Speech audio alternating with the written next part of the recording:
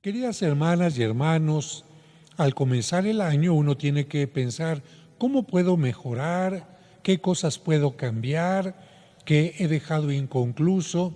Y en mi caso, tengo que reconocer que había dejado el ejercicio y creo que el ejercicio físico es muy importante. Y como yo no tengo tiempo de ir a gimnasios porque es muy complicado y porque además no soy muy bueno ejercitándome solo, decidí volverme a anotar a las clases de tap, ya que la maestra, que es muy buena maestra, maestra de teatro y de muchas cosas más, tiene aquí a una cuadra su estudio nuevo. Y fíjense que es interesante porque la maestra divide a los alumnos en principiantes, en intermedios y en avanzados. Y si uno llega a la clase y ve a los alumnos avanzados, uno dice, qué barbaridad, cómo manejan las manos, la cabeza, los pies, todo. Pero uno voltea a ver a los principiantes y uno ve que apenas van empezando como a tener coordinación, y esto es totalmente normal. También, si una persona llega al gimnasio, seguramente verá que hay algunos que ya llevan meses o quizás años en el gimnasio y levantan pesas de un gran peso. Pero si ve a los principiantes, verá que apenas levantan una pequeña mancuerna de 10 o 15 kilos, y esto es normal. En la vida se comienza con algo más fácil, con algo más ligero, y conforme se va avanzando, se va fortaleciendo, se va teniendo agilidad, se pasan a cosas más complicadas. ¿Por qué estoy hablando de esto? Porque cuando una persona lee el Evangelio de hoy, puede decir, Padre, yo nunca voy a poder cumplir lo que Cristo me está pidiendo ahí. Es totalmente difícil. Y eso quizás le podría pasar a alguien que llega a las clases de TAP y ve a los avanzados. Yo creo que yo nunca voy a poder hacer esto si tengo 2 pies izquierdos. O alguien que llega al gimnasio, yo nunca voy a poder aguantar tanto. Calma. Empieza por el principio y poco a poquito lo vas a ir logrando. Por eso en la Sagrada Escritura Dios no comienza pidiéndole al ser humano grandes cosas. En los 10 mandamientos Dios comienza diciéndole lo que no hay que hacer. Y poco a poquito va a decir lo que sí hay que hacer. Dios comienza diciendo no hagas el mal, pero poco a poquito va a ir diciendo haz el bien. Y haz el bien cada vez más, hasta que logres la perfección.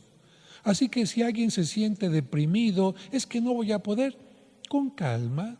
Dios toma en cuenta tu tiempo, tu esfuerzo, y seguramente que sin darte cuenta vas a ir creciendo en lo que Él nos pide. Pero vamos a profundizar en las lecturas del día de hoy.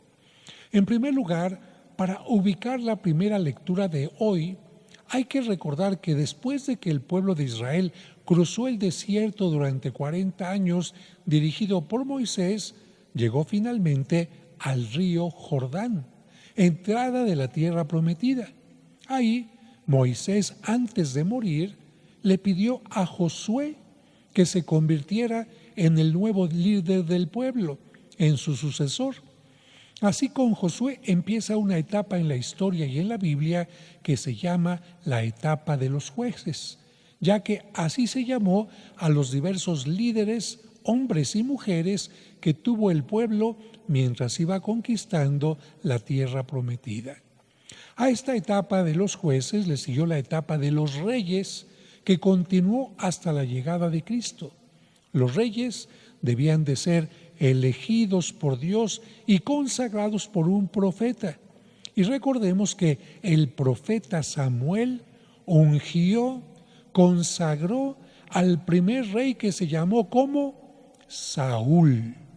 Pero lamentablemente este primer rey confió más en sus propias fuerzas y armas que en las de Dios, y defraudó la confianza que Dios y el pueblo habían puesto en él, especialmente cuando los enemigos del pueblo Los filisteos contaban con un hombre muy alto y fuerte llamado Goliat, a quien Saúl temía por no confiar en Dios.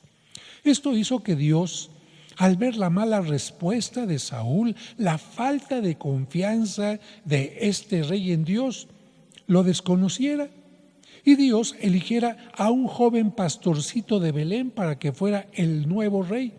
Y no se equivocó, porque en una ocasión que el llamado Goliat retó a los judíos, el rey Saúl no se atrevió a enfrentarlo.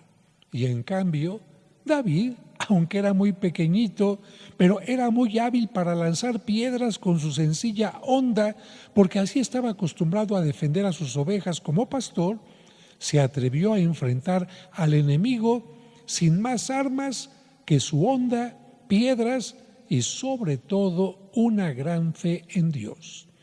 Cuando Goliat, que tenía una gran armadura y una filosa espada, se burló de David, David le lanzó una piedra certera que le golpeó la frente y lo hizo caer. Y antes de que Goliat pudiera reaccionar y levantarse, el ágil jovencito se acercó, le quitó la espada y con ella lo degolló. Ante esta victoria, todo el pueblo empezó a comparar al cobarde rey Saúl con el joven David, dando más alabanzas a David, que aún no era rey, que a Saúl, que era el rey en turno. ¿Qué pasó? ¿Cómo creen que haya actuado Saúl? Lleno de celos, pidió que le llevaran a David a palacio para que tocara para él, ya que David era músico.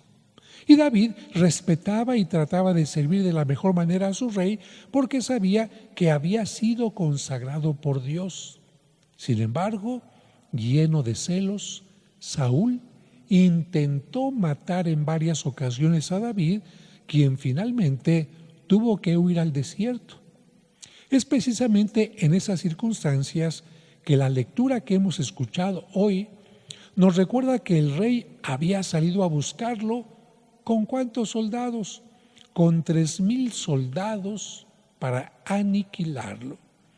Y curiosamente, ante esta actitud malvada, David pudo entrar a la cueva donde el rey estaba dormido. Fíjense, con todo aquel grupo de soldados, David era muy astuto y sin que nadie se diera cuenta, fue caminando entre piedras por la montaña y entró exactamente a la cueva donde el rey estaba dormido. ¿Qué habrían hecho ustedes en caso de David?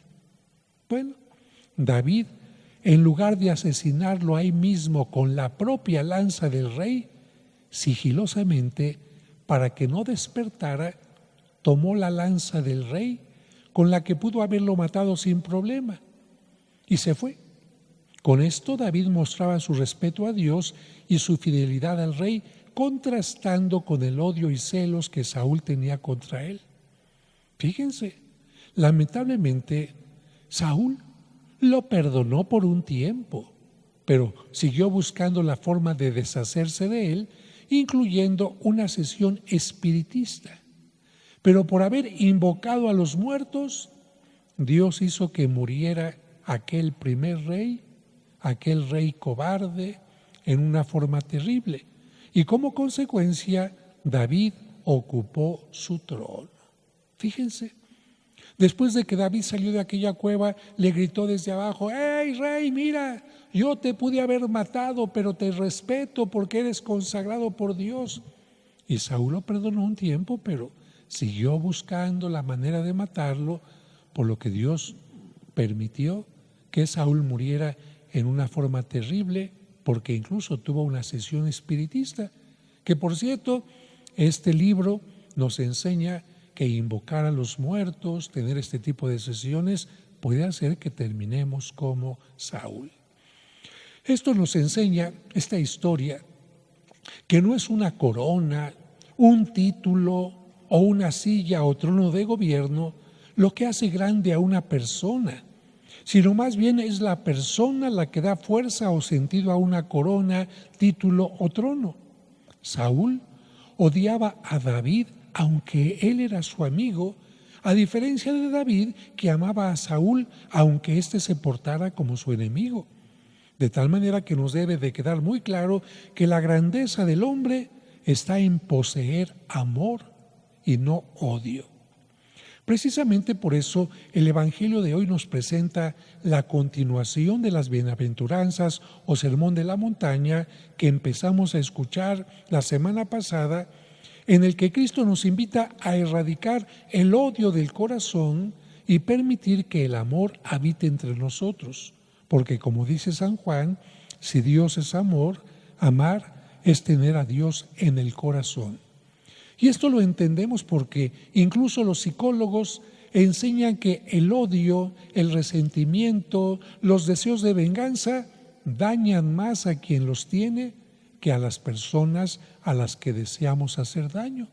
Incluso algunos comentan que muchas de las enfermedades pueden ser causadas por estos elementos negativos de la mente.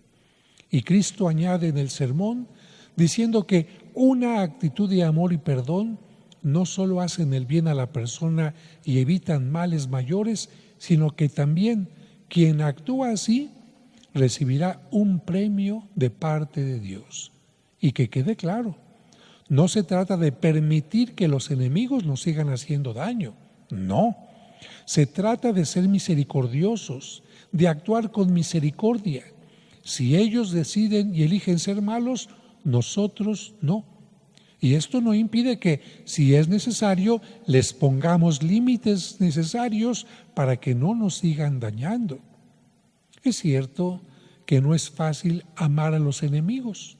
Lo natural es que los odiemos, pero Cristo nos invita a no actuar naturalmente, sino sobrenaturalmente.